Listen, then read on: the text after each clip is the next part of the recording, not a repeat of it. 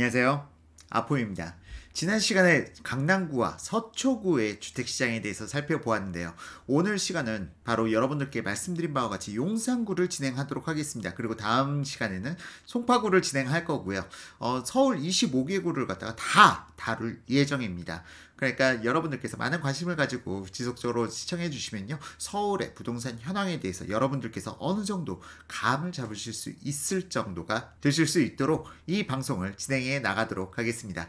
자, 지난 시간에 살펴보았던 강남구와 서초구, 일단 지난 시간에 강남구를 갖다 살펴보았었고요. 그리고 서초구를 살펴보았었죠. 일단 지난 시간에 말씀드린 바와 같이 강남구, 서울에서 가장 비싼 아파트 군집 지역이고 3, 4분기 평균 거래가 18억 3천만 원으로 나타나고요. 이거는 제가 강의할 때마다 조금씩 숫자가 바뀔 수가 있습니다. 왜냐면 아직 3, 4분기 거래량이 전부 다 취합된 건 아니기 때문에 조금씩 변동의 여지가 있다는 거는 미리 말씀드립니다. 강남구 평균 거래가 18억 3천만 원, 그리고 서초구 16억 7천만 원, 거기에 대해서 이 거래가가 형성되기 위해서 면적대를 살펴봤더니 강남구 같은 경우는 전용면적 93스퀘어미터, 서초구는 100스퀘어미터, 항상 평균 거래 면적은 서초구가 더 크게 나타납니다. 그리고 평균 준공연차는 강남구 20년차, 서초구 17년차, 강남구가 조금 더 노후화되어 있다라는 부분이 나타나는데요. 원래 작년은 2, 3년 전에 제가 분석할 때까지만 해도 보통 23년, 24년 차였는데 지금 20년 차로 많이 젊어졌고요. 서초구 17년 차. 그리고 오늘 여러분들께 설명드릴 용산구입니다. 용산구는 서울에서 평균 거래 면적이 가장 넓은 곳이 용산구입니다. 왜냐? 용산구에 그만큼 대형 평형 아파트가 많다는 걸 의미하고요. 평균 거래가 15억 5천만 원을 찍었습니다. 사실 뭐 용산구하고 송파구하고는 평균 거래가가 좀 비슷했었는데요. 어느 순간 용산구가 송파구를 앞질러서 지금 용산구가 가장 평균 거래가는 높게 나타나고요. 다만 용산구와 같은 경우는 아파트가 그렇게 많지가 않습니다. 그러다 보니까 3, 4분기 현재 거래량은 311건, 보게 되면 강남구의 3분의 1, 서초구의 반에도 못 미치는 정도의 거래량이 나타났습니다. 자, 그럼 용산구 평균 거래가 3, 4분기 15억 5천만 원이 어떻게 만들어졌느냐, 이 부분을 여러분들께 좀 더 디테일하게 설명드리게 되면 바로 용산구 3, 4분기 현재 아파트 면적대별, 준공연차별 평균 거래가를 갖다가 이렇게 쭉 표기해 보았습니다. 자, 용산구의 아파트 거래 현황 보게 되면은 용산구는 참 동이 많아요. 동이 많아가지고 뭐 예를 들어서 용산 1가, 2가, 3가, 4가 다 용산동 하나로 뭉쳐버렸고요. 원효로 1가, 2가 역시 전부 다 한 개 표에 모아놓았습니다. 자, 이렇게 해서 보았을 때 용산의 아파트는 그렇게 동별로 다양하게 있지는 않구나 라는 부분이 딱 나타나는데요. 일단 용산구에서 가장 눈에 띄는 곳은 바로 한남동이죠. 한남동에 한남더힐이 46억 7천만 원의 거래가 된 게 나타나는데요. 놀랍죠? 그리고 한남더힐은 독특하게도 30평대와 40평대가 없습니다. 그리고 대부분 다 초대형 평형, 그러니까 50평형대, 초과평형대고요. 지금 50평형대, 초과평형대는 전부 다 50평형대로 가격대를 갖다 몰아 넣었습니다. 그리고 한남 더 힐에 20평형대가 두 개 타입이 있긴 있는데요. 이 두 개 타입이 방 두 개짜리, 그러니까 우리가 지금까지 경험해오던 20평형대와는 사뭇 좀 다른 구조죠. 욕실 두 개에 방 두 개, 뭐 그런 구조로 해가지고 거실과 방을 갖다 상당히 넓게 뽑아낸 그런 타입입니다. 자, 어쨌든 한남동, 그 다음 동부 이촌동이 나타나는데요. 동부 이촌동이 눈에 띄는 것은 역시나 가격대입니다. 가격대에 있어서 2010년대 이후 준공된 40평형대 아파트가 27억 4천만 원에 거래됐고요. 2000년대 준공된 거 40평형대 21억 6천만 원, 그리고 50평형대는 24억 7천만 원, 2000년대 준공된 겁니다. 이렇게 가격이 형성되어 있다. 이렇게 보게 되면은 용산의 경우 대장은 한남동이고, 그리고 동부 이촌동이 있다. 더불어서 용산동 그리고 한강로 이쪽으로 이어지는 고층 주상복합들이 또 상당히 높은 가격대에 포진되어 있는 것이 지금 현재 차트상으로도 함께 나타나고 있고요. 일단 용산은 이뿐만 아니라 우리나라 최고의 거부 그분께서 이태원동에 거주하고 계시죠. 이태원동 주택가, 그러니까 고급 주택가에 거주하고 계시고요. 자, 어쨌든 지금 용산은 어떤 측면에서 봤을 때는 빈부격차가 가장 대한민국에서 극심한 지역이다. 이태원동에 이건희 회장님이 살고 계시고 이태원동 및 한남동 지역에 우리나라 최고의 재벌들이 많이 거주하고 계시죠. 더불어서 한남동 유엔빌리지에는 여러 대사관들이 모여 있고 또한 한강 조망이 아주 아름답게 펼쳐져 있습니다. 자, 그러면은 이태원부터 한남동 그리고 이촌동 이들 지역이 왜 이렇게 용산의 부촌으로 자리 잡았는가, 이 부분을 갖다 여러분들께 간략하게 설명드리자면요. 사실상 용산은 용산 미군기지가 입지함으로 인해서 이 지역으로 인해서 개발이 상당히 낙후될 수밖에 없었어요. 그 주변 지역으로 고층 빌딩을 지을 수가 없었거든요. 군 보안의 문제를 이유로요. 다만 용산 이들 지역에 왜 대사관저들이 많이 모여 있을까? 이 부분을 갖다 여러분들께서 생각해 보시면 재밌는데요. 우리나라가 해방되고 나서 사실상 우리나라는 전시국가였습니다. 각국의 대사관들이 한국에 들어온다면 그럼 이들의 입장에서는 어떤 지역에 거주하고 싶을까요? 바로 용산 미군기지 이쪽 인근에 거주하고 싶지 않았을까요? 자, 여러 국가들에서는 우리나라, 그러니까 다른 나라의 입장에서 바라봤을 때 타국, 그러니까 제3국의 입장에서 대한민국을 바라봤을 때 대한민국은 전시국가입니다. 그러다 보니까 좀 걱정되죠. 언제 전쟁이 벌어질지 모른다. 그런다면 만에 하나 전쟁이 벌어진다면 어떻게 해야 될까? 이 사람들은 탈출구가 필요합니다. 대한민국에 전쟁이 벌어진다면. 그래서 사실상 용산 미군기지에서는 각국 제3국 한국에 거주하는 한국에 입지한 대사관저가 있는 각 국들마다 계약을 체결합니다. 전쟁이 나면은 너희 대사관저에 있는 분들은 제일 먼저 용산 미군기지로 헬기로 데려와서 이 헬기를 태우고 오산 미군기지로 이동한 후에 여기서 비행기를 태워서 각국으로 보내주겠다 하는 일종의 계약을 체결하게 되고요. 따라서 여러 대사관전들이 용산 미군기지 인근으로 입지하길 희망했습니다. 그러면서 한남동 지역에 여러 대사관저들이 모이게 되고 거기가 그렇게 개발된 곳이 용산 한남동 유엔빌리지인 것입니다.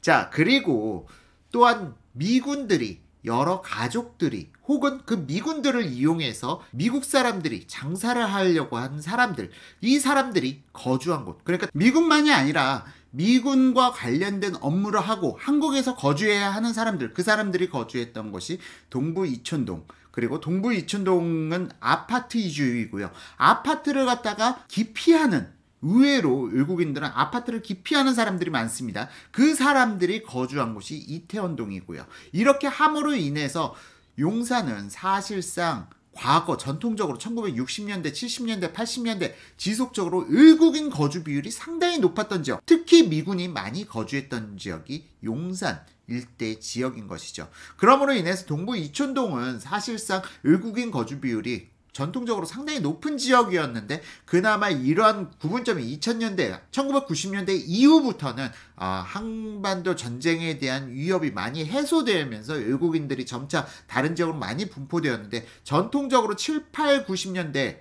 외국인들, 특히 미국인들이 거주한 곳은 용산에 집중되어 있었던 것입니다. 그러므로 인해서 사실상 용산은 전통적으로 여러 대사관저들이 입지되어 있는 곳이고 또한 이러한 부분으로 인해서 대사관들이 가까이 있어야 할 필요가 있는 기업들도 많이, 그러니까 기업에 종사하는 고위 임원들, 한국에 파견된 임원들이 많이 거주하는, 그리고 기자들, 외국계 기자들이 많이 거주하던 곳이 용산이었죠. 물론 지금 이 부분이 용산 미군기지가 평택으로 이전한다고 해도 아마 최소한의 시설, 부대 시설은 아마 용산에 입지할 것으로 전 그렇게 보고 있습니다. 자, 어쨌건 용산 외에 동부 이촌동이 부촌 그리고 한남 유엔빌리지가 어떻게 형성되었는지 그 부분에 대해서 짧게 설명드렸고요. 다시 본론으로 돌아와서 자, 지금 용산을 보게 되면은 지금 제가 한남동, 동부 이촌동 그리고 이태원동에 대해서 간략하게 설명을 드렸습니다. 그리고 용산을 보게 되면은 동측 그리고 서측 지역으로 해서 지금 현재 효창동, 도원동, 산천동 등이 보이는데요. 이들 지역은 무엇이냐? 이들 지역의 특징이 또 별도로 있습니다. 이들 지역은 뭐라고 해야 될까요? 좀 용산스럽다라기보다는 마포스럽다, 마포권역이다 라고 볼 수 있는 동네들입니다. 오히려 주거시설은 용산과 같은 경우는요, 미군기지에 가로막혀서 그렇게 편의시설이 다양하게 있지 못해요. 그런 부분이 있다 보니까 마포가 오히려 거주시설에 있어서, 거주 편의성이 있어서 좀 더 높은 측면이 있습니다. 그런 부분에 있어서 효창동, 도원동, 산천동 같은 경우는 마포권역이다 라고 볼 수가 있어요. 어떤 측면에서 봤을 때 도로라든지 그런 기반시설과 관련돼서는 마포가 좀 더 편리한 구석도 있죠. 물론 용산 미군기지가 철수하고 나서 해당 지역에 대규모 공원이 들어서고 이쪽으로 신분당선이 뚫리고 GTX A 노선이 다 깔리고 난다면 용산은 지금의 용산과는 완전히 달라질 것입니다. 또 한남 뉴타운 지역들 지금 개발한다고 하는 지역들이 또한 일대 변신을 갖다 준비하고 있는 만큼 용산은 좀 여러분들께서 지속적으로 관심을 가져주시면은 어쩌면 용산은 제2의 강남 혹은 그 이상을 바라볼 수 있는 지역이 될 수 있지 않을까라는 생각도 조심스럽게 해봅니다. 자, 어쨌건 용산은 좀 상당히 불편한 부분이 많이 있었다. 그동안 왜 강남으로의 접근성이 썩 용이하지는 않았는데 뭐 신분당선과 GTX A 노선까지 다 뚫리고 난다면 지금 현재 불편했던 강남에 대한 접근성이 상당 부분 해소되면서 용산 역시도 지금 수준보다는 한 단계 더 도약해 갈 수 있지 않을까 싶어요. 물론 제가 지금 말씀드린 저변에는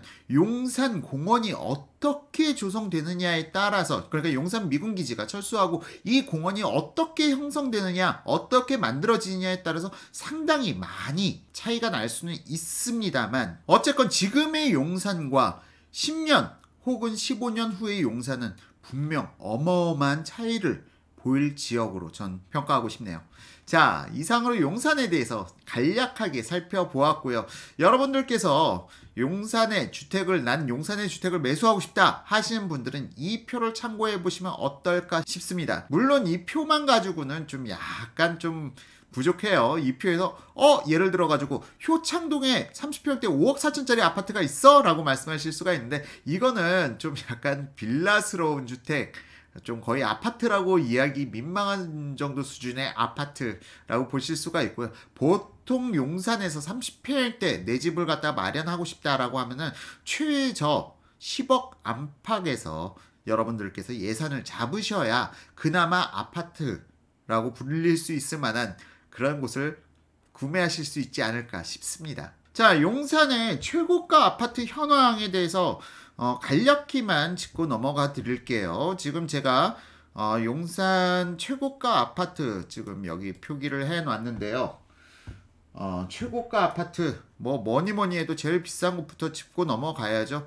딱 내리다 보면은 한남동 한남더힐 보시게 되면은 최고 거래가 84억에 거래된 적이 있었습니다. 최고가 아파트니까 뭐 펜트라고 보시면 되고요. 보통은 30억 중반대에서 거래되고 있다는 거 앞선 차트를 통해서 여러분들께서 보실 수가 있었고요. 또한 한남더힐이 30평대가 없다고 말씀드렸죠. 40평대가 없는데 여기 보시게 되면은 20평대가 있는데 20평대 같은 경우는 최고 거래가가 19억 6천만 원까지 거래된 적이 있었다.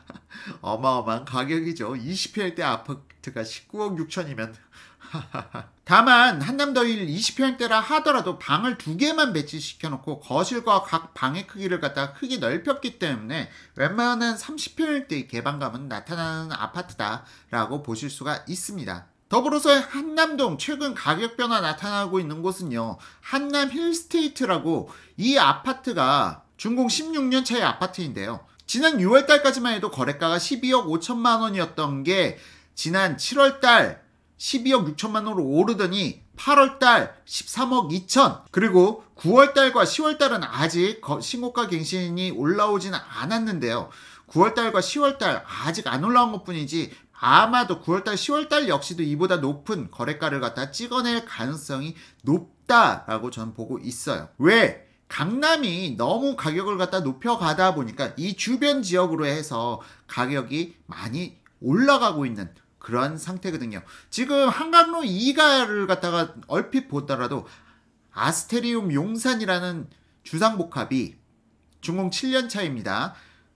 지난 7월달까지만 해도 30억을 갖다가 겨우 넘긴 30억 1천만 원이었는데 최근 9월달에 33억 5천만 원으로 3억 5천만 원이 뛰어서 거래가 된 적이 있습니다. 자, 용산이 지금 가격이 가파르게 올라가고 있다는 게 육안상으로 나타나는데요. 이태원동에 남산대림이라는 아파트가 있어요. 25년차 아파트 11억 8천만 원이 기존 최고가였는데 84스퀘어미터 30평일대 최근 거래가는 12억 5천만 원에 안착되어 있는 모습을 갖다 보실 수가 있죠. 또한 남산대림 59스퀘어미터 20평일대 아파트는 지난 6월달까지만 해도 8억 5천에 거래가 되고 있었던 것이 바로 지난달 10월달에 10억 4천만 원으로 무려 2억이 상승했어요. 이거 어떻게 된 일인가요? 지금 가격이 상당히 폭등하고 있다. 용산과 같은 경우는 여러분들께서 육안상으로 보실 수가 있고요. 그냥 쭉 보시겠습니다. 동부이촌동에서는 한가람 아파트라고 중국 21년차 아파트가 15억 4천만 원에 거래되던 것이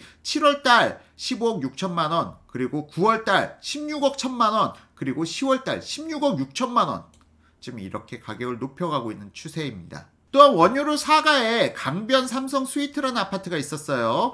이것도 84스퀘어미터 30평일대 지난 6월달까지만 해도 9억에 거래되던 것이 지금 9월달에 11억 3천만 원에 거래가 됐어요. 2억 3천이 오른 가격이죠. 원효로 사가 또 산호 아파트 면적도는 좀 애매한 평일대입니다. 20평일대 후반 30평일대 초반 전용면적 78.06스퀘어미터 해당 아파트가 지난 6월 이전에는 12억 2천만 원이 최고가였는데 10월달에 13억을 찍었다. 뭐 보시면 지금 최고 거래가 여러분들 다 읽어드리진 않겠습니다. 여러분들께서 화면 일시 멈춤 누르고 지금 보시게 되면은 최근 거래 가격이 급등하고 있는 모양새가 나타납니다. 또 좀 약간 눈에 띄는 부분이 있네요. 서빙고동의 신동아 아파트 전용면적 210스퀘어미터짜리가 32억에 거래됐는데 이전 최고가를 갖다 살펴봤더니 이전 최고가는 28억 5천만 원이었는데 지금 최근 거래가는 32억까지 올라갔다. 지금 신동아 아파트는 서빙고동 신동아 아파트는 35년차 아파트인데요. 상승세가 상당히 무섭네요. 이건 35에서 101.9스퀘어미터, 그러니까 30평일대 후반, 40평일대 초반, 약간 애매한 평일대인데 기준 최고가 17억에서 8월달 17억 1천만 원, 그리고 9월달 17억 7천만 원, 그러더니 10월달 18억 3천만 원을 찍었습니다. 신동아 아파트는 아마 재건축 호재가 있는 모양입니다. 그런데 꼭 재건축 호재가 없다 하더라도 좀 뭔 일인가요, 이게 지금? 그린파크 코롱 하늘채 19년차 아파트 5억 7천만 원 하던 것이 지난 8월 달에 8억 8천에 거래가 됐고요. 너무 가격이 뻥 올라간 가격에 거래가 되었는데요. 기존 최고가가 좀 너무 지나치게 낮은 감이 없지 않아 있죠. 그리고 금호베스트빌 서빙고동입니다. 여전히 30평대 17년차 아파트 11억 8천만 원이었던 것이 지난 9월달에 9월달이 아니네요. 8월달에 12억 4천만 원. 지금 가격 급등세가 무섭다. 용산과 같은 경우는 왜 이렇게 가격이 급등하는 것일까요? 물론 이 지역이 신분당선이 직접적인 호재가 있는 지역이긴 하지만 단순히 그 이유만일까요? 자, 지금 쭉 보여드리고 있는데요. 뭐 지금 신고가가 너무 많아가지고 용산구와 같은 경우는 다 일일이 언급해드리기가 무색할 정도로 상당히 신고가 단지가 많다. 지금 천천히 이렇게 여러분들께 신고가 단지들 보여드리고 있고요. 동별로 나는 무슨 동이 궁금해 하신 분들은 화면 멈춤 누르셔가지고 한번 살펴보시기 바랍니다. 지금 이렇게 쭉 내려드리고 있습니다. 한남동 그리고 효창동 다음으로 후암동까지 이렇게 해서 지금 용산의 최고가 아파트 단지들 그리고 가격 급등 현황 살펴보셨고요. 일단 용산과 같은 경우는 강남의 가격 변동에 상당히 민감한 지역이 용산입니다. 강남이 가격이 상승하면은 용산도 불과 한 2-3개월 내에 가격을 갖다가 맞춰가는 지역이 용산이라고 볼 수가 있어요. 용산은 그만큼 아파트가 많지가 않아요. 아파트가 그만큼 많지가 않고 대형 평형 아파트가 많다 보니까 사실상 내가 강남에 입성할까 용산에 입성할까 고민을 하다가 강남이 너무 가격이 올라버리면 죽어버리면은 그 20억대 이상의 아파트를 구매하려는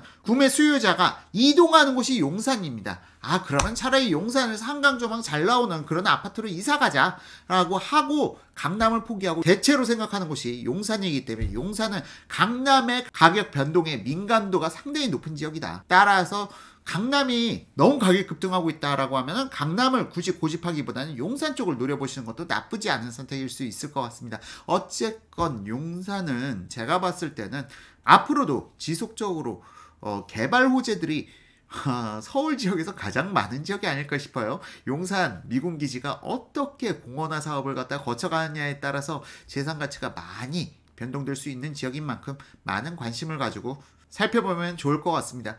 더불어서 후암동 지역도 사실은 좀 재개발에 있어서 좀 서울시가 규제를 갖다 좀 완화해 주었으면 좋겠는데 너무 저층만을 갖다 서울시에서 자꾸 강조하다 보니까 후암동 쪽이 어떻게 변모될지는 좀 궁금하기도 한데요.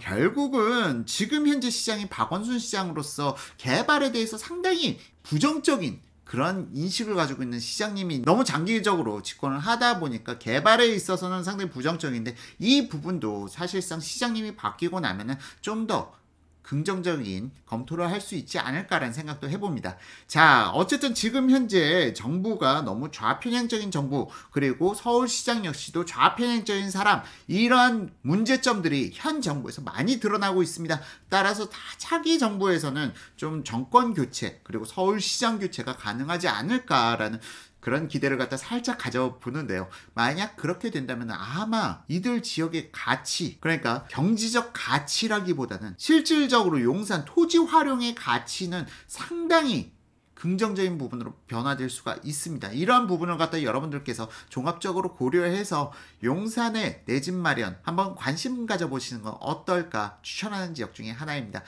물론 제가 단지나 아니면 좀 더 깊이 있게 동별까지는 직접 추천드리진 않도록 하겠습니다. 여러분들께서 직접 용산을 갖다 한번 밟아보시고 용산을 돌아다니면서 여기가 10년 후에 혹은 15년 후에 어떻게 변화될 수 있을 것인가 라는 부분을 생각해 보시면서 한번 돌아보시면 어떨까 싶어요. 굳이 난 용산에 지주택을 마련하고 싶은 생각 없다라는 생각이 든다 하더라도 한 번쯤 돌아다니면서 서울에 이런 것도 있구나 하고 돌아보시기에도 나쁘지 않은 지역이 아닐까 싶은 생각이 듭니다. 자, 이상으로 오늘 영상 마치고요.